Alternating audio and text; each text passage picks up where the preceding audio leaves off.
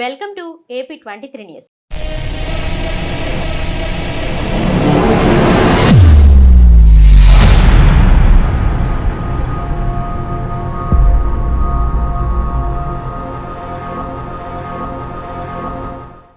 మనసున మల్లెల మాలలూగెనే డాక్టర్ భానుమతి రామకృష్ణ స్వరవాహిని, స్వరమోహిని, స్వరారోహ, స్వరవర్ణిని, చలనచిత్ర ధరణినేలు భరణిరాణి. భానుమతి గారికి సంగీతపు సామ్రాజ్ఞికి సాటి లేరు, లేదు, ఇక మీదట లేరు. సప్తస్వర సాగరాల గుప్తమ్మగు అమృతమ్ము చిలికి చిలికి వెలికి తీసి నిలుపుకొన్నదా గళమ్మున, ఆ మంగళ గళమున చిరు పొగరు వగరు రంగరించి సరిగమ పదనిసలామె స్వర సుధలకు సంతరించే. ఎప్పుడో దాదాపు 40 ఏళ్ల క్రితం కొలంబియా వారు వేసిన క్యాసెట్ అడ్వర్టైజ్మెంట్లో ముద్రించిన భానుమతి ఊహా చిత్రమిది. అది నిజమే, బహుముఖ ప్రజ్ఞాశాలిగా ఆమె చలనచిత్ర వినీలాకాశంలో పోటీ లేకుండా సంచరిస్తున్న విహంగం, ప్రకాశిస్తున్న నక్షత్రం. అందుకే అంటారు అందరూ భానుమతికి సాటి భానుమతే అని. గాయనిగా, నటిగా, సంగీత దర్శకురాలిగా, అలాగే రచయిత్రిగా, నిర్మాతగా, స్టూడియో అధినేత్రిగా వివిధ శాఖల్లో 70 ఏళ్లు తెలుగు సినిమాతో అనుబంధాన్ని పెంచుకున్న ఆమె మనోభావాలు ఆమె మాటల్లోనే విందాం. భానుమతి భానుమతే అని నిజమే, కానీ అది అహంకారం కాదు సుమా, ఆత్మస్థైర్యం. అది అందమో, నటనో, స్టేటస్సో, డబ్బో, మరొకటో ఇచ్చినవి కావు. నా ఆత్మకు ఆ లలితాదేవి ఇచ్చిన స్థైర్యం. నేను నిజం చెప్పడానికి భయపడను. నేను అలా మాట్లాడడం చాలామందికి కష్టం కలిగిస్తుందేమో, కానీ నేను అలా అనకుండా ఉండలేను. నేను భానుమతిని. భానువారం నాడు పుట్టాను. సూర్యుడు స్వక్షేత్రంలో ఉన్నాడు. జ్యోతిషాప్తం మీద గత 50 ఏళ్లుగా దృష్టి సారించాను. నేను నా నమ్మకాలు వమ్ము కాలేదు. హస్త సాముద్రికం కూడా కొంత పట్టుబడింది నాకు. మన జీవితాల్ని నవగ్రహాలు మన జవకలాన్ని బట్టి తిప్పుతూ ఉంటాయి. మనిషి చేతుల్లో మనిషి జీవితం ఉండదని నా నమ్మకం.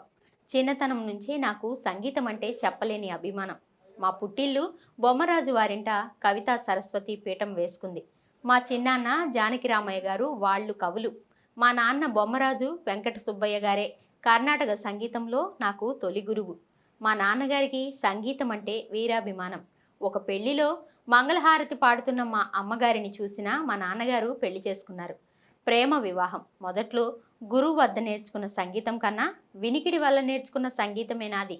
నా చిన్న వయసులో మా నాన్నగారు సంగీతం అమ్మకి నేర్పించేవారు. వారిద్దరూ బాగా పాడేవారు. అయితే కచేరీలు ఎక్కడా చేయలేదు, రికార్డులు కూడా ఇవ్వలేదు. మధ్యతరగతి వారికి అందుబాటులో ఉండేవి కావు. నాకు వినికిడి జ్ఞానం ఎక్కువ.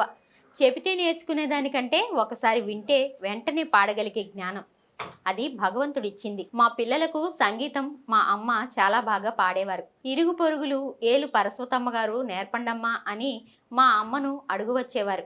వాళ్లకు నేర్పుతుంటే పక్కన కూర్చునేదాన్ని. వాళ్లకు సంగీతం ఎంతకు వచ్చేది కాదు. పక్కనే కూర్చున్న నాకు మాత్రం వచ్చేసేది. ఆమె హార్మోనియంపై త్యాగరాజ పంచరత్నాలే, చక్కని రాజమార్గం, బ్రోచేవారెవరురా, సొగసుగా మృదంగ తాళం, తంజావూరు తంబూరా పాడేవారు. పెట్టుకొని ఎంఎస్ సుబ్బలక్ష్మి గారు వంటివన్నీ పాడేవారు.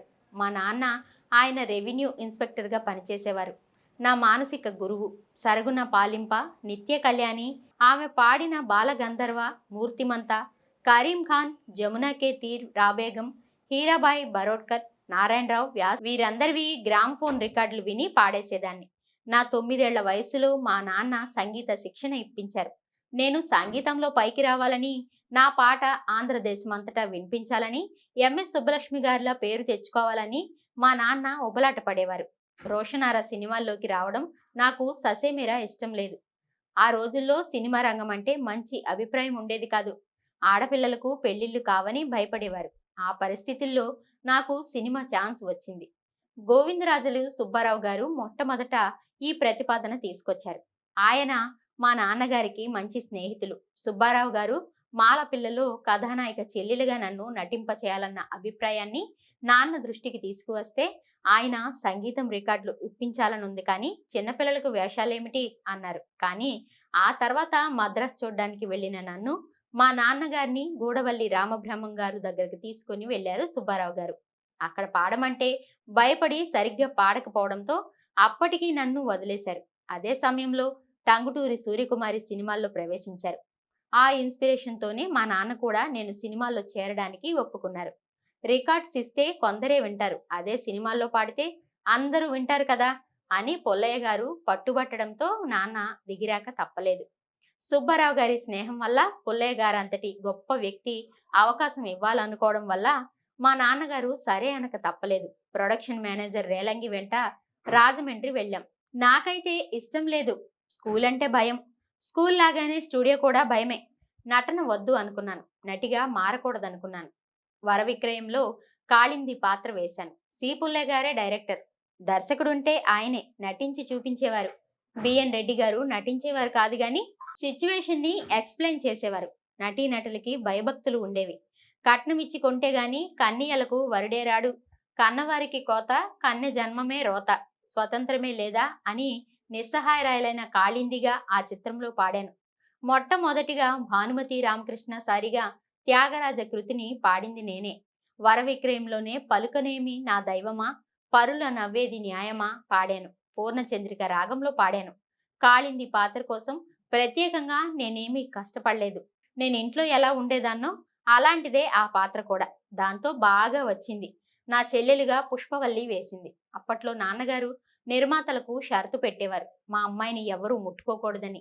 వాళ్ళు దానికి తల ఊపుతూనే మా మాలతి ఒప్పుకునేవారు. అప్పట్లో నాకు నెలకి 150 రూపాయలు ఇచ్చేవాళ్ళు. వరవిక్రయం అవుతూ మాధవం ప్లాన్ చేశారు, హీరోయిన్ గా వెయ్యమన్నారు. నాకేమో ఇంటికెళ్ళిపోయి స్నేహితురాళ్లతో ఆడుకోవాలని, చదువుకోవాలని ఉండేది. ఈ అమ్మాయి సినిమాలకు పనికిరాదు అంటే బాగుండును అనుకుంటూ ఉండేదాన్ని మనసులో. పాటలు పాడడం ఇష్టం, కానీ నటించడం ఇష్టం లేదు. నాకు అస్సలు నటన రాదు. అయినా షైన్ అయ్యాను కాబట్టి కొనసాగానంతే. రెండో సినిమా మాలతి మాధవం ఫ్లాప్ అయింది. నేను మాలతిగా వేశాను. నాకంటే బెదురుగొడ్డు సి పుల్లయ్య గారి మేనల్లుడు శ్రీనివాసరావు వేశాడు. అందులో నా పక్కన మాధవుడుగా హీరో హీరోయిన్ చేతులు పట్టుకొని కెమెరా ముందుకొచ్చే సన్నివేశం ఉంది. నాకు సిగ్గు, అందరూ చూస్తుంటారు. ఎలాగో చేతులు పట్టుకుని నడిచే ఇద్దరం కెమెరా ముందుకొచ్చేసరికి మేం బాగా దూరం జరిగిపోయేవాళ్ళం. కెమెరాలో 2 చేతులే వచ్చేవి. కట్ కట్ అని సి పుల్లయ్య గారు గోల పెట్టేసేవారు. మళ్ళీ చేసేవాళ్ళం. అలా ఆ పాత్ర చిత్రాల్ని పూనీ చేసేసాం.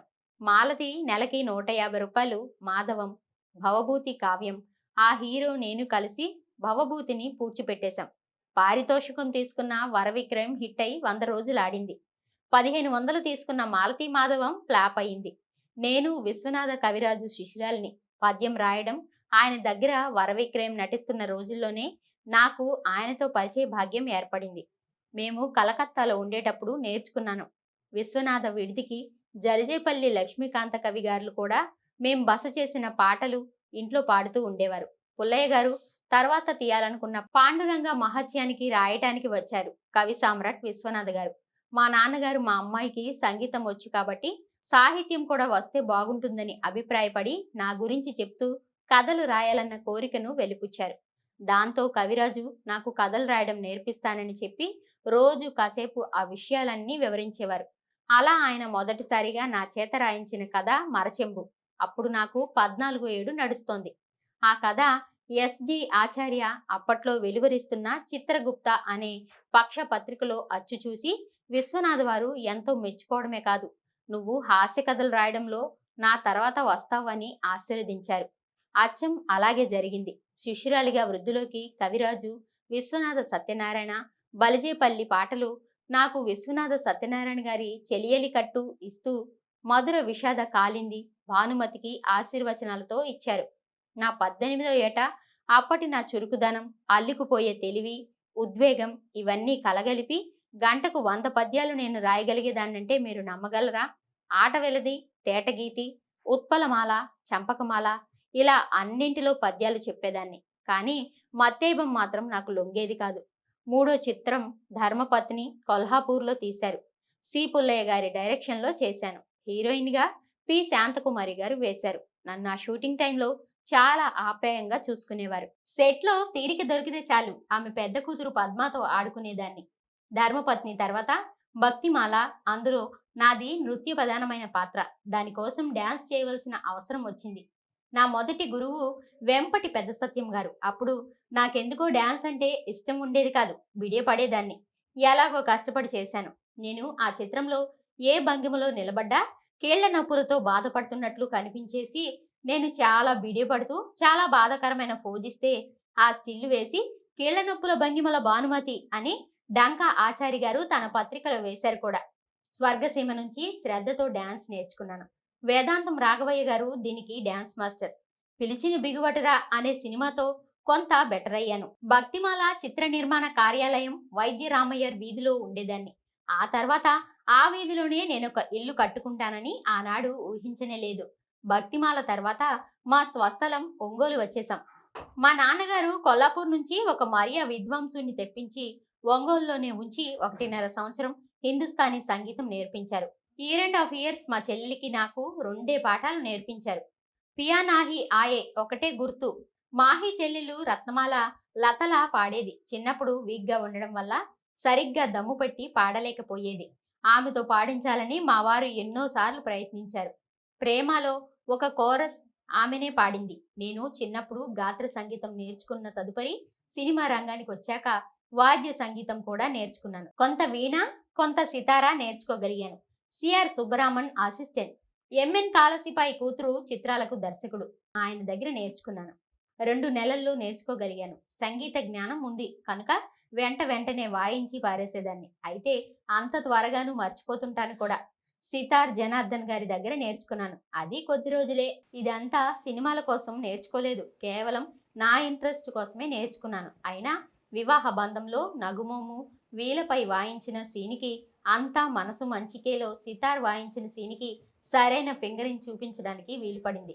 చాలా మందిలాగా పై షడ్డమం పలుకుతున్నప్పుడు నా వేలి కింద షడ్డమం మీద ఉండదు. నా 5వ సినిమా కృష్ణ ప్రేమ నా జీవితంలో అతి ముఖ్యమైన సినిమా. నేను ప్రేమలో పడింది ఆ చిత్రంలోనే. సినిమాల్లో ప్రేమ సన్నివేశాల్లో నటించి నేను నిజంగా ప్రేమలో పడిపోయాను. కృష్ణ ప్రేమ అసోసియేట్ డైరెక్టర్ అయిన రామకృష్ణ గారిని చూడగానే నన్ను ఆకర్షించారు. Is a fine boy, gem of boy. ఈ మాటలు 16 ఏళ్ల నా చెవుల్లో ఎలా పడ్డాయో తెలీదు. ఆయన్ను చూస్తే చాలు అతడు సొంతం అనిపించేది. ఈ భావనకు ప్రేమ అన్న చిన్న పేరు చాలదేమో, నాకు తెలీదు. ఒకసారి కృష్ణ ప్రేమ షూటింగ్లోనే నా చేతి వేలికి ముళ్ళు గుచ్చుకుని రక్తం వచ్చింది. నారదుడి వేషంలో ఉన్న సూర్యకుమారి అయ్యో పాపం రక్తం వస్తుంది, తడిగుడ్డు తీసుకురండి అంటూ చుట్టూ చూసింది. వెంటనే అక్కడున్న రామకృష్ణ గారు కాస్త జంకుతూ ముందుకొచ్చి తన కర్చీఫ్ గబగబా బయటికి తీసి నా వేలికి చుట్టారు. ఆయన అలా జంకుతూ ముందుకు రావడానికి కారణం లేకపోలేదు. దాని వెనకాల ఒక కథే ఉంది. కృష్ణుడంటే గిట్టని చంద్రావళి కృష్ణుణ్ణి తిడుతూ చంప మీద చెల్లును కొట్టాలి. కొట్టమన్నాడు డైరెక్టర్. కుర్రదనం చచ్చేటట్లు చాచి కొట్టాను. నేను కొట్టిన వెంటనే కృష్ణుడు పకపక నవ్వాలి. ఇంకేం నవ్వు, పాపం అతని కళ్ళ నిండా నీళ్లు తిరిగాయి. నవ్వబోయి ఏడ్చాడు. చుట్టూ షూటింగ్ చూడటానికి వచ్చిన వాళ్ళంతా గొల్లుమని నవ్వారు. నేను కూడా నవ్వేశాను. కట్ కట్ అంటూ డైరెక్టర్ అరిచాడు.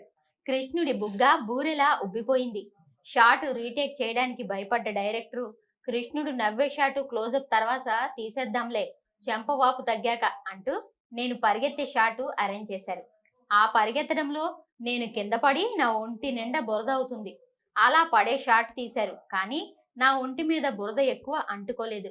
క్లోజ్ షాట్ కాస్త బురద తీసుకొని ఆ అమ్మాయి ఒంటికి పూయవయ్యా అంటూ డైరెక్టర్ రామకృష్ణ గారికి చెప్పారు. అంతకుముందే కృష్ణుని చెంపదెబ్బ కొట్టడం కళ్ళారా చూసిన ఆయన డైరెక్టర్ చెప్పింది విని భయంతో కంపిస్తుంటే చుట్టూ ఉన్న వాళ్ళు ముఖాలు పక్కకు తిప్పి నవ్వుకుంటున్నారు. ఆయన భయపడుతూనే బురద తీసుకొచ్చి నా గజం దూరంలో ఉండి పూసేసి బతుకు జీవుడా అంటూ ఒక్క గంతులో వెనక్కి వెళ్ళిపోయారు. ఆయన ఎక్కడ ఉన్నా ఏ పని చేస్తున్నా నా దృష్టి అంతా ఆయన వైపే ఉండేది. కర్చీఫ్ నా వేలికి చుట్టిన రోజు రాత్రి షూటింగ్ కాగానే స్టూడియో క్యాంటీన్లో భోంచేశాం. తాంబూలం వేసుకుంటున్న శాంతకుమారి గారు తన పక్కనున్న సత్యభామ వేషం వేసిన హైమావతి గారితో ఏడి రామకృష్ణ ఎక్కడా కనిపించలేదే, వెళ్ళిపోయాడా, రేపు ప్యాచ్ వర్క్ ఏదైనా ఉందేమో చెప్తానన్నాడు అనడం నేను విని ఆయన వెళ్ళిపోలేదు ఇక్కడే ఉన్నారు అన్నాను. లేదమ్మాయి, ఇందాక కారు పోతుంటే వెళ్ళిపోయాడు అన్నారు హైమావతి గారు. ఆయన్ని 5 నిమిషాల ముందే చూసిన నేను లేదు పందెం ఆయన ఇక్కడే ఉన్నాడు అన్నాను. నీకెట్లా తెలుసు వెళ్ళలేదని అంత ఖచ్చితంగా చెబుతున్నావు అన్నారు శాంతకుమారి గారు. నేను చూశాను, ఆయన వరండాలో టెక్నీషియన్లతో పాటు భోంచేస్తున్నారు అన్నాను. మనం ఇక్కడ ఉన్నాం, వాళ్ళు అక్కడ భోంచేస్తున్నారు, మరి నువ్వెప్పుడా చూసావు అతన్ని అన్నారు శాంతకుమారి గారు కవ్వింపు ధోరణిలో. నేను భోంచేసి చేయి కడుక్కోవడానికి వెళ్ళినప్పుడు చూశాను అన్నాను. వెళ్ళిపోయి ఉంటే ఎంత పందెం అన్నారు హైమావతి. ఉంటే ఎంత ఇస్తావు చెప్పు అన్నాను. ఆమె 2 రూపాయలు ఇస్తా అన్నారు. అయితే రండి అని వాళ్ళిద్దరిని క్యాంటీన్ వైపు తీసుకెళ్లి మిగతా టెక్నీషియన్లతో పాటు పంక్తిలో కూర్చొని భోంచేస్తున్న వారిని చూపించాను. హైమావతి గారి మొహం చిన్నపోయింది. శాంతకుమారి గారు నవ్వుతూ, పిల్ల మొత్తానికి గెలిచేశావు అన్నారు. అప్పుడే లేచి చెయ్యి కడుక్కొని పోతున్న వారిని చూసి, ఏమయ్యా రామకృష్ణ, నువ్వు ఫైన్ కట్టుకోవాలి, రారా అని పిలిచారు. ఆయనకు అర్థం కాకుండా ఏం ఫైను అంటూ ప్రశ్నించారు. వాళ్ళిద్దరూ పందెం సంగతి చెప్పారు. అంతేకాదు శాంతకుమారి, హైమావతి గారు ఒకరి భుజాలు ఒకరు గిల్లుకొని నవ్వుకున్నారు. నాకప్పుడే వాళ్ళ ఉద్దేశం కాస్త అవగతం అయిపోయింది. నాకు ఉక్రోషం, సిగ్గు ముంచుకొచ్చేశాయి. కానీ ఎన్నడూ నా వైపు సూటిగా తలెత్తి చూడని వారు ఎందుకో నన్ను చూసి నవ్వారు. నాకు లోపల చెప్పలేని సంతోషం, కానీ పక్క వాళ్ళు చూసేశారేమో అని భయం. మీరు కారు దాకా వెళ్ళారు కదా, వెళ్ళిపోయారేమో అని పందెం కాశాను, ఓడిపోయాను. అందుకు ఆ పిల్లకి ఏమిస్తారో ఇవ్వండి, పందెం పందెమే కదా అని అంటే ఆయన పర్సు తీసి 2 రూపాయలు ఇచ్చారు. ఇవ్వండి పాపం పిచ్చి పిల్ల, మీరు ఎక్కడున్నారో ఏం చేస్తున్నారో జాగ్రత్తగా గమనిస్తున్నందుకైనా మెచ్చుకోవాలి అన్నారు శాంతకుమారి గారు. ఇక నవ్వుతూ వణుకుతున్న చేతులతో వాళ్ళిచ్చిన 2 రూపాయలు తీసుకున్నాను. ఆ రోజుల్లో షూటింగ్లో నా వేలికి కట్టిన ఖర్చు, పందెంలో ఇచ్చిన 2 రూపాయలు ఇప్పటికీ నా దగ్గర ఉన్నాయి. కానీ ఆ కృష్ణ ప్రేమ షూటింగ్ జరిగిన స్టూడియో మాత్రం లేదు. ఎప్పుడైనా అడయార వైపు వెళ్తుంటే నాకు తెలియకుండానే ఆ స్టూడియో ఉండిన వైపు ఒకసారి చూస్తాను. ఒక్క క్షణం నా చూపు ఆ వీధుల్ని, కొత్త కొత్త బిల్డింగ్స్ చీల్చుకొని ఆ స్టూడియో ఆవరణంలో మా వారు నా వేలికి కర్చీఫ్ కడుతున్న దగ్గరికి నన్ను చూసి నవ్వుతూ 2 రూపాయలు ఇచ్చిన క్యాంటీన్ దగ్గరికి వెతుక్కుంటూ వెళ్ళి కారు మలుపు తిరగగానే మాయమైపోతుంది. ఆ దృశ్యం అలా ఉంది నా మదిలో. అలాగే బీచ్ వైపు వెళ్తే పాపం ఆనాడు కృష్ణుడు చెంప మీద కొట్టడం, అతడు నవ్వబోయే ఏడవటం, ఇవన్నీ గుర్తుకొస్తాయి. కానీ ప్రస్తుతం అక్కడ చెట్లు పుట్టలు ఏమీ లేవు. ఆ స్థానంలో అల్లాదొరయ్య సమాధి ఉంది. ఎంత మార్పు! మా నాన్నగారు మా పెళ్లికి ఒప్పుకోలేదు. ఆర్థికంగా వారికి 150 రూపాయల జీతం. నాకప్పుడు 2000 వచ్చేది. ఆయన పేలగా ఉండేవారు. నేను పుష్టిగా పూసిన తంగేడులో ఉండేదాన్ని. నాకేం చేయాలో తెలియని స్థితి అది. పార్వతీ పరమేశ్వరుల పటం పట్టుకొని 15 రోజులు అన్నం తినడం మానేసి గౌరీదేవి జపం చేస్తూనే ఉన్నాను. 40 రోజులు చేస్తే కానీ ఫలించదని చెప్పారెవరో. కానీ 15 రోజులకే దైవం మనుష్య రూపేణా అన్నట్లుగా మా వారి తరపు బంధువు మనపాక కమలమ్మ గారు దేవతల వచ్చి నా పెళ్లి చేశారు. పెళ్లి చేయడమే కాక రిసెప్షన్ పెట్టించి పాట కచేరీ కూడా పెట్టించారు. ఆర్ బాల సరస్వతీదేవి కమ్మగా సెలయేరు సాగుతున్నట్లుగా 2 పాటలు పాడింది. అలా కృష్ణ ప్రేమ నా జీవితాన్ని మలుపు తిప్పింది. ఆ సినిమా డైరెక్టర్ హెచ్వి బాబు గారంటే మా వారికి చాలా అభిమానం. ఆయన చివరి రోజుల్లో అవకాశాలు లేనప్పుడు మా వారు హాండ్రగా కొంత అమౌంట్ వారికి ఇచ్చేవారు. కానీ ఈ విషయం మా వారు ఎవ్వరికి చెప్పుకునేవారే కాదు. డ్యూటీ నెవర్ డిమాండ్స్ పబ్లిసిటీ అని అనేవారు. నాకు మధ్యతరగతి జీవనమే ఇష్టం. పెళ్ళైన కొత్తలో మాంబళం మహాలక్ష్మి స్ట్రీట్లో ఉండి మాంబళం మహాలక్ష్మి స్ట్రీట్ ఇంటి నెంబర్ 12లో ఉండేవాళ్ళం. 15 రూపాయలు అద్దె. ఆ రోజుల్లో నేను మా వారు కలిసి చూసిన ఇంగ్లీష్, హిందీ సినిమాలు, తిన్న ఐస్ క్రీములు, తిరిగి ఇంటికి రావడానికి మౌంట్ రోడ్లో 11వ నెంబర్ బస్సు కోసం అరగంట వెయిట్ చేయడం, అది రాకపోతే మళ్ళీ సినిమాకి వెళ్ళడం ఇప్పటికీ స్మృతి పదంలో మెదులుతూనే ఉంటాయి. ఈ రోజుల్లో కార్లు, బంగళాలు ఇవ్వలేని సుఖశాంతులు ఆ రోజులు నాకు అందించాయని ఇప్పటికీ నమ్ముతాను. పెళ్ళైన తర్వాత నటించకూడదని నిశ్చయించుకున్నాను. నాకు గృహిణి జీవితం అంటేనే ఇష్టం. మా వారు నేను నటించనంటే బలవంత పెట్టలేదు. మా వారు కూడా అప్పటికే సినిమాల పట్ల దూరంగా ఉండాలని నిర్ణయించుకున్నారు. అప్పట్లో మా మామగారు చిత్తూరు జిల్లా పొంగనూరులో ఇన్స్పెక్టర్ ఆఫ్ స్కూల్స్ గా పనిచేసేవారు. అక్కడికి వెళ్ళిపోవాలనుకున్నాం. కానీ బిఎన్ రెడ్డి బలవంతంపై ముదిగొండ లింగమూర్తి గారు మా ఇంటికి వచ్చి ఒప్పిస్తే సీమా సినిమాలో నటించాను. అప్పటి వరకు చేసిన 4 సినిమాల్లో నా స్వభావానికి దగ్గరగా ఉండే పాత్రలు చేశాను. స్వర్గసీమలో నా స్వభావానికి విరుద్ధంగా కృత్రిమంగా ఉండే పాత్ర చేయబట్టారు. బ్లడ్ అండ్ సాలో గిటార్ మీద రీటా హెవర్డ్ హోమ్ చేసిన స్పానిష్ ట్యూన్ ఉంది. దాని ఇన్స్పిరేషన్ కేహువాలా మా పాట పాడాను. నాగన్నాయ సంగీతం, బాలాంత్రపు రజనీకాంతరావు గారి సాహిత్యం. ఆ పాట నా భూతో నా భవిష్యత్. నా గొంతులో ఎక్స్ప్రెషన్ ఉంది. కానీ నేను సోమరిని, మొద్దుని. ఇంట్లో కూడా కోని రాగం. సడన్ గా ఎవరన్నా పాడమంటే నీళ్ల నుంచి బయటపడ్డ చేపలాగా విలవల్లాడిపోతాను. రికార్డింగ్ అయినా అంతే. పాడి కాగితం అక్కడ పడేసి వెళ్ళిపోతాను. ఇవన్నీ నాలో ఉండే చెడ్డ గుణాలు. స్వర్గసీమ తమిళనాడులో కూడా మా వారు మంచి పేరు తెచ్చిపెట్టింది. నేను పాడిన పావురం పాటను శివాజీ గణేషన్ గారైతే ఏం మెచ్చుకునేవారో. ఆయనకు ఆ పాట అంటే అంత ఇష్టమంట. స్వర్గసీమను 20 సార్లు చూశానని చెప్పేవారు. స్వర్గసీమ తర్వాత స్వర్గసీమ తమిళనాడులో 100 రోజులు ఆడడంతో ఆ భాషలో కూడా నాకు అవకాశాలు వచ్చాయి. తమిళంలో రత్నకుమార్ నా ప్రథమ చిత్రం. ఆ రోజుల్లోనే మా వారు చిత్తూరు నాగయ్య గారి దగ్గర త్యాగయ్య చిత్రానికి అసోసియేట్ గా పనిచేశారు. ఆ చిత్రంలో ఒక డాన్స్ నా చేత చేయించాలని నాగయ్య గారు అనుకున్నారు. ఆ చిన్న డాన్సులతో నేను కనిపించడం ఇష్టం లేక మా వారు అక్కడ మానేసి ఇంటికొచ్చేశారు. అప్పుడు రత్నకుమార్ ప్రొడ్యూసర్స్ నాకు ఇచ్చిన 25,000 రూపాయలను పెట్టుబడిగా పెట్టి మేమే సినిమా తీయాలనుకున్నాం. అప్పటికే మా అబ్బాయి భరణి పుట్టడంతో ఆ పేరు మీదే భరణి సంస్థని ప్రారంభించారు. భరణి నక్షత్రం మేషరాశి చిహ్నంగా మేషాన్ని వీనస్ కు సంకేతంగా 5 నక్షత్రాలను పొందుపరిచి భారతీయ చిహ్నాన్ని రూపొందించాం. తొలి చిత్రం రత్నమాల. ఆ కథ మా అమ్మ చెప్పిన చిత్రం 100 రోజులు ఆడింది. ఆ వెంటనే లైలా మజ్ను, ప్రేమ తీసాం. లైలాలో లతా పద్మినీలను ఎంకరేజ్ చేశాం. మల్లీశ్వరిలో ఎన్టీ రామారావు గారితో చేశాను. శేఖర్ అసలు ఆ సన్నివేశాలను మనసున మల్లెలు మాలలూగినే పాటలో దృశ్యాల్ని అంత బాగా తీర్చిదిద్దిన రామనాథ తుంగభద్ర ఒడ్డుని స్టూడియోలోనే సృష్టించారు. ఎన్టీఆర్ ఎత్తు మీద నుంచి నేలకి దిగిరావడం, కొలను ముందు ఆయన ఒళ్ళో నేను తలపెట్టుకుని కూర్చోవడం చాలా మంచి ఎంకరేజ్మెంట్ చేశారు. ఆ పాటని 3 రోజులు తీశారు. ఇక సంగీతం విషయానికి వస్తే సాలూరి రాజేశ్వరరావు గారిలోని క్రియేటివిటీని వెలికి తీయడం ఒక భానుమతి వల్లే అవుతుంది. ఆయన నౌషాద్ అభిమాని అయితే ఆ ప్రభావం ఇందులో పడకుండా జాగ్రత్త తీసుకొని ఆయన వద్ద నుంచి మంచి ట్యూన్లు చేయించాం. ఇక్కడే ఇదే ఇంట్లోనే సంగీతం సమకూర్చాం. అవసరాల అనసూయ చిన్నతనంలో వరుస కట్టుకుని రికార్డుకి ఇచ్చిన అష్టపది ధీరస మీరే ఆధారంగా మనసును మల్లెలు మాలలూగినే బాణి కట్టారు రాజేశ్వరరావు గారు. నెలరాజా వెన్నెల రాజా పాట సాకి నేను కంపోజ్ చేశాను. అసుబహన్ బర్బాద్ అనే నూర్జహాన్ పాట ట్యూన్లో ఎవరు ఏమని విందిరో కట్టాను. ఆ చిత్ర నిర్మాణ సమయంలో ప్రసిద్ధ బెంగాలీ దర్శకులు దేవకీ బోస్ గారు మద్రాస్కి వచ్చారు. అప్పుడు బిఎన్ రెడ్డి గారు నన్ను వారికి పరిచయం చేశారు. దేవకీ బోస్ గారు సంగీతం తెలుసని తెలుసుకొని ఠాగూర్ రాసిన గీతాంజలిలో ఓ పద్యానికి ట్యూన్ చేయమన్నారు. అంతకుముందే నాకు బెంగాలీ సంగీత ధోరణితో పరిచయం ఉండడం వల్ల ట్యూన్ చేసి పాడి వినిపించాను. అది విని వారు ముగ్ధులై నన్ను అభినందించడం నా జీవితంలో మరుపురాని ఘట్టం. ఎన్టీ రామారావు గారు మల్లీశ్వరి సమయంలో నా దగ్గర చాలా బిడియపడేవారు. ఆ తర్వాత రాను రాను అది పోగొట్టుకున్నారు. ఆయనంటే నాకు చాలా గౌరవం. చాలా సార్లు నా దగ్గర సలహాలు తీసుకున్నారు. రఘుపతి వెంకయ్య అవార్డు ఇచ్చినప్పుడు నా చేతికి బంగారు కంకణాన్ని తొడిగారు. తర్వాత మళ్ళీ ముఖ్యమంత్రి అయిన తర్వాత హైదరాబాద్ లో నన్ను ఘనంగా సన్మానించారు. మా చండీరాణి, చింతామణి, వివాహ బంధం, ఆయనతో తోడు నీడ, బొబ్బిలి యుద్ధం, తాతమ్మ కళ ఇలా చాలా పిక్చర్లు చేశాను. అయితే వివాహ బంధంలో ఆయన పోషించిన ప్రొఫెసర్ పాత్ర నాకు చాలా ఇష్టం. ఆయన ఇంటికి ఎప్పుడు వెళ్ళినా అత్తయ్య వచ్చిందంటూ ఆయన పిల్లలందరినీ పిలిచి కాళ్లకు నమస్కారం చేయించేవారు. 1953లో నేను చండీరాణికి దర్శకత్వం వహించాను. ఒక సినిమాను 3 భాషల్లో తీసి ఇంచుమించు ఒకేసారి రిలీజ్ చేసిన మొదటి మహిళా దర్శకురాలిని నేనే. ఇందులో ద్విపాత్రాభినయం చేశాను. ఈ చండీరాణిలో నా నటనకు అవార్డు లభించింది. ఈ చిత్రంతోనే సెల్వరాజును ఇండస్ట్రీకి పరిచయం చేశాను.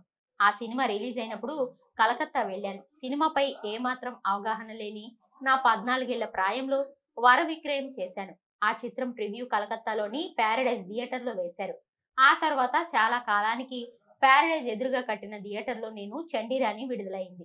మరి ఇది అపూర్వమైన అనుభూతి కాదంటారా? థియేటర్లో ఉన్నంతసేపు వర విక్రయం నాటి జ్ఞాపకాలు నన్ను చుట్టుముట్టేశాయి. చేసిన మిస్సమ్మలో మొదట నన్నే హీరోయిన్ గా బుక్ చేశారు. 4 రీళ్లు సినిమా కూడా చేశాను. ఆ రోజు వరలక్ష్మి వ్రతం ఆడవారికి చాలా ముఖ్యమైంది. షూటింగ్ కి రమ్మన్నారు. ఉదయం 8 గంటలకు వెళ్ళాను. చక్రపాణి గారికి కోపం వచ్చింది. నన్ను క్షమాపణ చెప్పి క్షమించమన్నాను. నాకు చెప్పిన పాత్ర నేను చేసి ఇంటికి వచ్చేశాను. నాగిరెడ్డి గారు అప్పటికే ఇంటికి ఫోన్ చేసి చక్రపాణి గారు పట్టుదల మనిషి, అయినా సారీ చెప్పేయమ్మా, ఒకసారితో సర్దుకుపోతుంది అన్నారు. పట్టుదలకు నా పంతానికి బలైంది. నేను ఎప్పటికీ చెప్పలేదు. అలా చక్రపాణి గారు ఆ పాత్ర మిస్సమ్మ నుండి నన్ను తొలగించారు. దాని గురించి మాత్రం నేను బాధపడ్డాను. బాగా చేశాను. తర్వాత సావిత్రిని బుక్ చేశారు. జగదేక వీరుని కథ సినిమా తీస్తున్నప్పుడు బి సరోజాదేవి షూటింగ్ కి ఉదయం 11 గంటలకు వెళ్లారట. చక్రపాణి గారు భానుమతి 8 కన్నా ముందే వచ్చేది అని వాపోయారట. అయినా నాగిరెడ్డి గారు నన్ను ఎప్పుడూ మిస్సమ్మ అని పిలిచేవారు. మా దగ్గర భరణిలో పనిచేసే డిఎల్ నారాయణ, సిఆర్ సుబ్బరామన్తో కలిసి ఒక సొంత కంపెనీ పెట్టుకున్నారు. అది వినోద పిక్చర్స్. ఆ మాట మా వారికి చెప్పకుండా మేము ఒక సినిమా తీస్తున్నాం మేడం గారు, అందులో నటించాలి అని అడిగారు. ఆయన నన్నే అడగమన్నారు. వాళ్ళు నన్ను అడిగారు. నా సబార్డినేట్స్ తీస్తున్న చిత్రంలో నటించడానికి ఒప్పుకోలేదు. ఆ సినిమా దేవదాస్. అందులోనూ సావిత్రి వేసింది. అలా నేను కాదనుకున్న 2 సినిమాల్లోనూ సావిత్రికి మంచి పేరు వచ్చింది. నేను సంగీత దర్శకత్వం వహించిన తొలి చిత్రం చక్రపాణి. మొదట సంగీతానికి ఘంటసాలను పెట్టుకున్నాం. కానీ కారణాంతరాల వల్ల నేనే ఆ బాధ్యత వహించాల్సి వచ్చింది. అంతకుముందే చండీరాణి, మధ్యలో సిఆర్ సుబ్బరామన్ గారు హఠాత్తుగా పోతే ఎంఎస్ విశ్వనాథన్ గారిని సూపర్వైజర్ చేశాం. కాబట్టి చక్రపాణికి సంగీతం చేశాను. అదే కాదు, ఆ 5 పాటలు కంపోజింగ్ తప్పకుండా నా ప్రమేయం ఉండేది. విప్రనారాయణలో కూడా సావిరహే తవదీనా పాటకి ట్యూన్ చేశాను. దానికి మరాఠీలో నామ జపన్ క్యోం చోడ్దియా అనే పాట ఇన్స్పిరేషన్. ఆ మధ్యన వచ్చిన మంగమ్మ గారి మనముడిలో శ్రీ సూర్య నారాయణ మేలుకో పాట కూడా నేనే స్వరబద్ధం చేసుకున్నదే. ఆ చిత్ర సంగీత దర్శకుడు కెవి మహదేవన్ గారు తనకి ఒంట్లో బాగుండలేదని భానుమతి గారు, మీ బాణి మాకు ఉండనే ఉంది కదా, మీరే ఒక మంచి పాట ట్యూన్ చేసుకోండి అంటే పాడిన పాట అది. నేను నా చిత్రాల్లో చాలా మంది దర్శకులకి బ్యాక్గ్రౌండ్ మ్యూజిక్ డైరెక్టరీ తెలుసా. అనురాగంలో సన్నజాజి తీవెలోయ్ పాటకు ట్యూన్ చేసి నేను పెండ్యాల గారితో చెప్పి వేయించుకునేదాన్ని. నాకు మొదటి నుంచి కర్ణాటక సంగీతం అంటే చాలా ఇష్టం. మా సొంత సినిమాల్లో ఖచ్చితంగా ఒక క్షేత్రయ్య పదమో, ఒక త్యాగరాజ కీర్తనో, ఒక జయదేవాష్టపదో ఉండేదాన్ని. అది నేను మా ఫాదర్‌కి చేసిన ప్రామిస్. అదొక శాసనంగా తీసుకున్నాను. త్యాగరాజ కీర్తనలు సినిమాల్లో పెడితే ఎవరు చూస్తారు? సిగరెట్లకి బయటికి వెళ్ళిపోతారు అని మా వారు విసుక్కునేవారు. నేనే ఏదో ఒక సిట్యుయేషన్ క్రియేట్ చేసి పెట్టేదాన్ని. చక్రపాణిలో పక్కల నిలబడి అనే త్యాగరాజ కృతి గాక, మీనాక్షి మేముందేహి అన్న దీక్షితార్ కృతి, మన మంచికేలోయి, పరమానుక అన్న జిఎన్ బాలసుబ్రహ్మణ్యం రచన, మానస సంచరరే అన్న ప్రధాన బ్రహ్మేంద్ర కీర్తన పాడాను. ఇవన్నీ చిన్నప్పుడు నాన్నగారు నేర్పించిన పద్ధతిలో పాడినా, వివాహ బంధంలో నగుమోము త్యాగరాజ కీర్తనను మార్చి పాడాను. విద్వాన్ ముసిరి పాడిన విధం అభేరిలో కచేరీకి బాగుంటుంది, కానీ సినిమాకు కటువుగా ఉంటుంది. దాన్ని లలితంగా చేసి బీమ్ ప్లాస్ కి దగ్గరగా పాడానన్న క్రిటిసిజం కూడా వచ్చింది. తరువాత శంకరాభరణంలో అన్ని కర్ణాటక కృతులు అవలీలగా చేసి పాడేశారు. But it was okay because వినడానికి హాయిగా ఉంది. త్యాగరాజు బాణి మార్చివేశానని నా నగుమోము రేడియోలో వెయ్యలేదు. కానీ ఆ పిక్చర్, ఆ సన్నివేశం వలన 100 రోజులు ఆడింది. మా వారి కోరికపై పాడిన పాట అది. ఎన్నో త్యాగరాజ కృతులు పాడావు కదా, నా కోసం నగుమోము పాడవా అని కోరితే పాడాను. కేవలం శాస్త్రీయ సంగీతమే కాదు, ఇంగ్లీష్ పాటలను కూడా పాడాను. తోడు నీడ చిత్రంలో మొదటగా ఇంగ్లీష్ పాట పాడాను. ఆ తర్వాత మాంగళ్య భాగ్యంలో పాడాను. మేము నిర్మించిన విప్రనారాయణకు నేషనల్ అవార్డు వచ్చింది. విప్రనారాయణ కోసం డాన్స్ మాస్టర్ ఎల్లప్ప గారి వద్ద భరతనాట్యం నేర్చుకున్నాను. ఇంకా మా వారి డైరెక్షన్ లో వరుడు కావాలి, బాటసారి, చింతామణి, గృహలక్ష్మి చేశాను. బయటి చిత్రాల్లో అంతస్తులు, బొబిలి యుద్ధం, అనురాగం, పల్నాటి యుద్ధం, వలదమయంతి, బామ్మమాట, బంగారు బాట, చామంతి చాలానే చేశాను. ఆఖరి చిత్రం కోడి రామకృష్ణ డైరెక్షన్ లో పెళ్లి కానుక. వీటన్నిటిలోనూ నేనే మెయిన్ రోల్స్ వేశాను. అంతస్తుల్లో నా నటనకు ఆస్ట్రేలియా నుండి, సిడ్నీ నుండి ఉత్తమ నటిగా అవార్డు వచ్చింది. అయితే అప్పట్లో తీరిక లేక వెళ్లి తీసుకోలేదు. నేను నటించిన ఒకే ఒక కన్నడ చిత్రం నలదమయంతి ఎన్నో అవార్డులు పొందింది. నాకు మొదటి నుంచి కూడా హాస్యం అంటేనే ఇష్టం. నిజానికి సినిమాల్లో నటించేటప్పుడు కూడా కంట్లో గ్లిజరిన్ వస్తేనే గానీ నాకు ఏడుపు రాదు. నాకు ఏడుపు గిట్టదు. ఒకసారి చంద్రమతి పాత్రకు నన్ను తీసుకుందామని ఎవరో చక్రపాణి గారితో అంటే, ఆయన భానుమతి ఏడిస్తే ఎవరు చూస్తారు, భానుమతి ఎవరినన్నా ఏడిపిస్తే చూస్తారు గాని అని జోక్ చేశారు కూడా. అందుకే నేను కామెడీ రోల్స్ ని దాదాపు వేశాను. ఒకవేళ ఆ పాత్ర అలాంటిదే కాకపోయినా నేను అలా మలుచుకునేదాన్ని. చిరంజీవి చలం తీసిన మట్టిలో మాణిక్యంలో ఆయన వదిన లలిత పాత్ర కంప్లీట్ గా నా సృష్టి. మా వారు తీసినవి కాక నేను అన్ని రంగాల్లోనూ ప్రాతినిధ్యం వహిస్తూ అంతా మన మంచికే, అమ్మాయి పెళ్లి, మనవడి కోసం, భక్త ధ్రువ మార్కండేయ, అసాధ్యురాలు మొదలైన చిత్రాలను నిర్మించాను. నా కెరీర్లో చెప్పుకోదగిన విషయం అంతా పిల్లలతో భక్త ధ్రువ మార్కండేయ చిత్రాన్ని నిర్మించడం. శోభనాను ఆ చిత్రం ద్వారానే ఇండస్ట్రీకి పరిచయం చేశాను. తెలుగులోనే కాదు, తమిళంలో మంచి ఫాలోయింగ్ ఉండేది. తమిళనాడులో నన్ను అష్టావధాని అని పిలుస్తారు. నల్ల తంబి, మలై కల్లన్, అలీబాబా, 40 దొంగలు నేను నటించిన తమిళ చిత్రాల్లో కొన్ని చిత్రాలు. నేను రాసిన అత్తగారి కథలు సరదాగా ప్రారంభించాను. కొన్ని మూర్ఖత్వాలు చూసినప్పుడు అవి అప్పటికప్పుడు పెద్ద ప్రమాదకరంగా కనిపించకపోయినా సొసైటీ మీద, సాటి మనుషుల మీద ఎలా ప్రభావం చూపిస్తాయని జీవితాన్ని మార్చివేసి చాలా ఇబ్బంది పెడుతూ ఉంటాయి. అది తెలిసే మూర్ఖత్వాన్ని భరించవలసి వస్తుంది. ఏం చెయ్యలేక అత్తగారు ఆచారాలు ఆ ఫ్లో నచ్చి అందరూ బావుందన్నారు. ఆ తర్వాత అత్తగారు వరుసగా వచ్చేవి. ఆంధ్ర పత్రిక కోసం ఇంటికొచ్చి అత్తగారి కథలు తీసుకెళ్లారు. అచ్చయిన కాపీని ఇంటికి తెచ్చి ఇచ్చేవారు. వాతావరణాన్ని మా ఇల్లు బేస్‌గా పెట్టుకున్నాను. అంతే.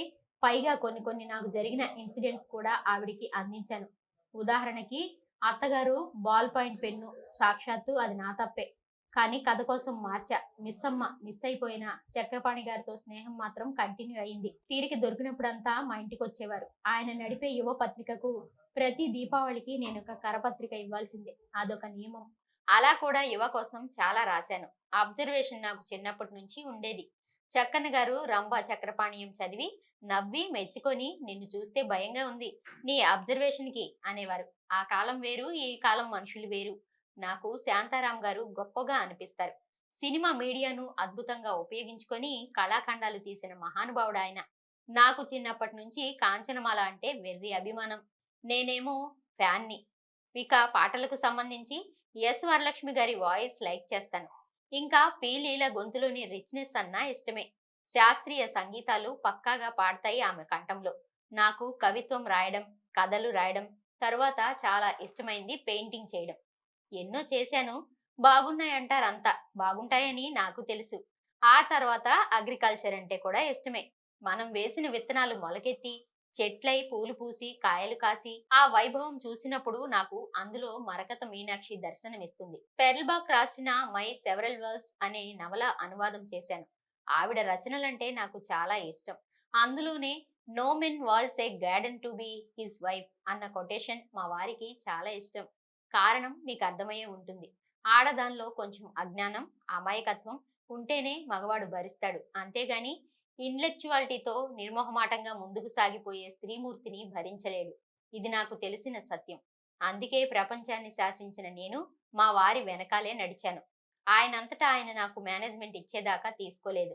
నాకు తెలుసు వారేం చెబితే అదే చేసేదాన్ని. ఒక్కసారిగా అల్లకల్లోలంగా ఉన్న వ్యవహారాలు నా చేతిలో దారిన పడి ఇవాళ ఇంత ఆస్తిపాస్తుల్ని నిలబెట్టుకున్నానంటే అదంతా కేవలం నా తెలివితేటలే కాదు కారణం. నా భర్తకు మా ఆవిడ చెయ్యగలదు అనే నమ్మకం. అందుకే అంత నిశ్చింతగా ఉండగలిగారేమో. నాకు రాజకీయాలంటే గిట్టవు. I hate politics. ఒంగోలు నుంచి లోక్సభకు పోటీ చేయవలసిందిగా డాక్టర్ సర్వేపల్లి రాధాకృష్ణ గారు ఏనాడు కోరారు. కానీ నేనే సమ్మతించలేదు. ఒకరోజు పూలు, మరొక రోజు రాళ్ళు. ఎన్ని చూడలేదు. ఒకటి మాత్రం నిజం. ఎన్నికల్లో నిలబడితే తప్పకుండా గెలిచేదాన్ని. 1965 నుంచి 5 ఏళ్లు చిల్డ్రన్ ఫిల్మ్ సొసైటీలో, 10 ఏళ్లు ఆంధ్రప్రదేశ్ సాహిత్య అకాడమీలో, 5 ఏళ్లు లలిత కళా అకాడమీలో సభ్యురాలిగా ఉన్నాను. 1963 నుంచి 30 సంవత్సరాలు Altrusa International Chicago, Madras branch కి ట్రెజరర్ గా ఉన్నాను. ఇప్పటికీ అసోసియేషన్ సభ్యురాలిగా కొనసాగుతున్నాను. 42 సంవత్సరాలుగా రెడ్ క్రాస్ సొసైటీ సభ్యురాలిగా ఉన్నాను. 2 ఏళ్లు స్టేట్ ఫిల్మ్ అవార్డ్స్ కమిటీ సభ్యురాలిగా పనిచేశాను. ఏడాది పాటు ఫిల్మ్ ఇన్స్టిట్యూట్ విజిటింగ్ ప్రొఫెసర్ గా ఉన్నాను. మద్రాసులోని సాలిగ్రామంలో doctor Bhanumathi Ramakrishna matriculation school నడుపుతూ పేదలకు విద్యని అందిస్తున్నాను. ఇవన్నీ చెప్పుకుంటే ఏదో పేరు కోసం చెప్తున్నట్లుంది. 1965లో ఆంధ్రప్రదేశ్ అవతరణ సందర్భంగా రాష్ట్ర గౌరవ పురస్కారాలు అందుకున్న మొదటి మహిళని నేను. రంగూన్ రాధాలో నా నటనకు మెచ్చి అన్నదురై నడిపుక్కు ఇలవక్కం గ్రామర్ ఫర్ యాక్టింగ్ అనే బిరుదుతో నన్ను సత్కరించారు. అన్నయ్, అంతస్తులు, పల్నాటి యుద్ధం చిత్రాల్లో నా నటనకి జాతీయ అవార్డులు అందుకున్నాను. అన్నీ నేనై నా విశ్వరూపం ప్రదర్శించిన అంతా మన మంచికే 1972లో ఉత్తమ చిత్రంగా ఎంపికైంది. దీన్ని తమిళ వెర్షన్ ఇప్పడియం ఒరు పెన్ అంతర్జాతీయ మహిళా సంవత్సరపు ఉత్తమ సంగీత ప్రధాన చిత్రంగా సోషల్ సెటైర్ గా ప్రశంసలు అందుకుంది. 45 సంవత్సరాల క్రితం నాకు కలైమామణి అవార్డు లభించింది. అయితే డ్రామా ఆర్టిస్టుకు, ఏజోల్డ్ ఆర్టిస్టులకు ఇచ్చేదనే ఉద్దేశంతో నేను దాన్ని తీసుకోలేదు. నిజానికి అది వయస్సుతో నిమిత్తం లేకుండా కళాకారులకు ఇచ్చే అవార్డు. నటిగా మిస్ అయినా ఆ అవార్డుని దర్శకురాలిగా అందుకున్నాను. అలాగే ఎప్పుడో వచ్చిన రాజలక్ష్మి అవార్డును 1998లో అందుకున్నాను. 1966లో భారత ప్రభుత్వం పద్మశ్రీ ఇచ్చింది. రీసెంట్ గా పద్మభూషణ్ కూడా వచ్చింది. ఎన్టీఆర్ జాతీయ అవార్డులు కూడా వచ్చాయి. బెస్ట్ స్టోరీ రైటర్ గా అత్తగారి కథలు నాకు ఆంధ్రప్రదేశ్ సాహిత్య అకాడమీ అవార్డును తెచ్చిపెట్టాయి. 1975లో అంతర్జాతీయ మహిళా సందర్భంగా ఆంధ్ర యూనివర్సిటీ గౌరవ డాక్టరేట్తో సత్కరించింది. ఎంజీఆర్ గారికి నేనంటే చాలా గౌరవం. నన్నెప్పుడూ గౌరవపూర్వకంగా భానుమతి అమ్మయార్ అని పిలిచేవారు. ఆయన తమిళనాడు ముఖ్యమంత్రి అయిన తర్వాత నా పట్ల గౌరవంతో మద్రాస్ ప్రభుత్వం సంగీత కళాశాల ప్రిన్సిపల్ డైరెక్టర్ పదవి బాధ్యతని అప్పగించారు. 3 ఏళ్లు కొనసాగాను. మహిళల్లో ఇప్పటివరకు ఈ గౌరవాన్ని పొందింది నేనొక్కదాన్నే. నేను కచేరీలు చేయాలనే మనస్ఫూర్తిగా నా వాళ్ళందరికీ ఉండేది. 1994లో కేంద్ర ప్రభుత్వం స్వర్ణకమల తెలుగు విశ్వవిద్యాలయం ఉత్తమ గ్రంథం అవార్డుని వచ్చింది. అందుకున్నాను కూడా. నా అత్తగారి కథలు డీడీలో సాస్ బహు కి కహానియా అనే పేరుతో హిందీలో నా ఆత్మకథ ప్రసారమయ్యాయి. ఇలా తను ధను అని తెరకెక్కించిన వాళ్ళు కూడా నాకు ముందు ఎవరూ లేరని, ఇంకా నేను నటించిన చిత్రాల్లోని పాటలన్నిటినీ కూచి భానుమతీస్ చిత్రమాల అని రిలీజ్ చేశాను. ఇది కూడా ఒక రకంగా నా క్రియేటివ్ ఎక్స్పీరియన్స్. ఇలా నా జీవితం ఒకటి తర్వాత ఒకటి. జగపతి రాజేంద్ర ప్రసాద్ గారు ఈ ప్రయోగం చేసి ఆత్మకథను ఎక్స్పెరిమెంట్ గా చేశారు. మహాసముద్రం వంటిది నా జీవితం. ఎన్నని చెప్పను. I am the happiest lady in then. I am queen in film and in my family అని మాత్రం చెప్పుకోగలను. 700 సాధించిన జీవితంలో తామరాకు మీద నీటిబొట్టులా ఉండడమే నాకు ఇష్టం. నాకు తెలుసు, వినమ్రతతో నా తల వంగింది అక్కడే. ఈనాటి వరకు నేను ఏనాడు మానుకోలేదు. రాను రాను కొంచెం ఓపిక, అభిషేకాలు, అనుష్ఠానాలు, ఎక్కడా వాటి నుంచి తప్పుకున్నదే లేదు. నేనంటూ నా అంతరంగంతో లలితాదేవితో పోట్లాడుతూ ఉంటాను. అవును మరి, నా పాట, నా మాట, నా ఆట అన్నీ ఆవిడ వల్లనే కదా. నిరంతరం నాలోనే వెలుతురుగా ఉండేది ఆ చరణ మహాగ్రహమే. ఆ అబ్బాయి భరణి నా దగ్గర అంటే ఇండియాలోనే ఉన్నాడు. మనవడు వాషింగ్టన్ లో చదువుతున్నాడు. మనవరాలు మీనాక్షి కూడా ఎంబీబీఎస్ చదువుతోంది. అదృష్టం వలన శృంగేరి కరాచార్యుల అక్షర రూపంలో అత్తగారికి దృశ్య రూపం. జీవితంలో ఆధ్యాత్మిక ఆస్తిని మించిన ధనం మరొకటి లేదని తెలుసుకున్నాను అంటూ భానుమతి రామకృష్ణ గారు మనతో ఈ అద్భుతమైన అంశాలని పంచుకున్నారు. చూశారు కదండి, ఇది ఇవాళ వీడియో. మరొక వీడియోలో మళ్ళీ కలుసుకుందాం. చూస్తూనే ఉండండి AP23 న్యూస్.